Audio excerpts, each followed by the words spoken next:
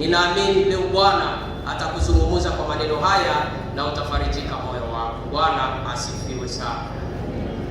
Kitabu kile cha Samueli wa pili 9, tunaanza kwa moja yake, tutasoma machache pale nao utakuwa ukilisikiliza, sababu ni vizuri zaidi kusikiliza jinsi maandiko yanaongea zaidi kuliko kusikiliza maneno mengine mengi. Jinsi maandiko yanaongea. Kenda yake nasema hivi: kisha Daudi akasema, je, amesalia mtu mmoja katika nyumba ya Sauli nipate kumtendea mema kwa ajili ya Yonathani?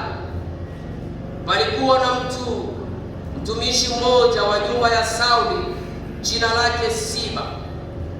Basi wakamwambia, enenda kwa Daudi na mfalme akamtafadhali. Palikuwa na mtumishi mmoja wa nyumba ya Sauli, jina lake Siba. Basi wakamwita, enenda kwa Daudi na mfalme akamuuliza, wewe ndiwe Siba? Naye akasema, mimi mtumwa wako ndiye. Mfalme akasema, je, hakuna mtu hata sasa yeyote wa nyumba ya Sauli nipate kumtendea mema kwa Mungu? Siba akamwambia mfalme, Yonathani anaye mwana hata sasa, aliye na kilema, yaani mlemavu wa miguu.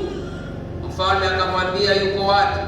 Siba akamwambia mfalme, tazama, yumo katika nyumba ya Makeri mwana wa Amieli katika Lodebar.